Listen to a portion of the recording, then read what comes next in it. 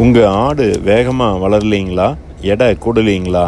அப்போ இந்த வீடியோ உங்களுக்கானதுங்க. ஆட்டோட வயிற்றில் இருக்கிற ஒட்டுண்ணி குடல் புழுக்கள் தான் உங்கள் ஆட்டின் எதிரிங்க.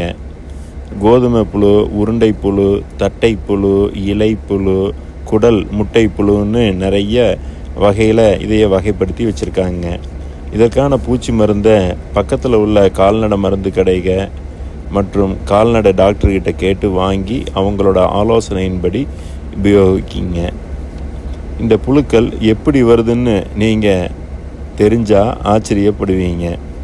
இது ஆடுகள் மேய்ச்சல் முறையில் ஈரப்பதம் உள்ள காடுகளில் மேயும் போது புல்லின் மூலமாக தான் இந்த ஆட்டின் வயிற்றுக்கு வருதுங்க.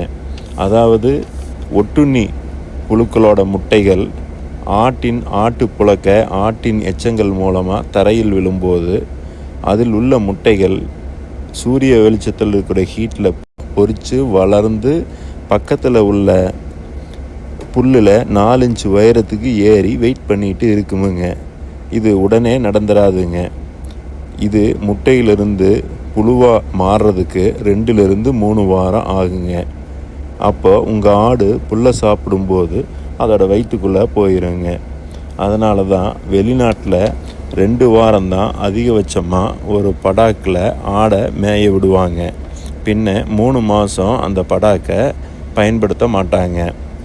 மாடு மேய்ஞ்சாலும் அதோட வயிற்றுக்குள்ளே போயிருங்க. ஆனால் இந்த குதிரையை மேய விடுறாங்க, அதுக்கு ஒன்றும் ஆகிறது இல்லைங்க. இது மேலை நாட்டில் நடக்கிற விஷயமுங்க.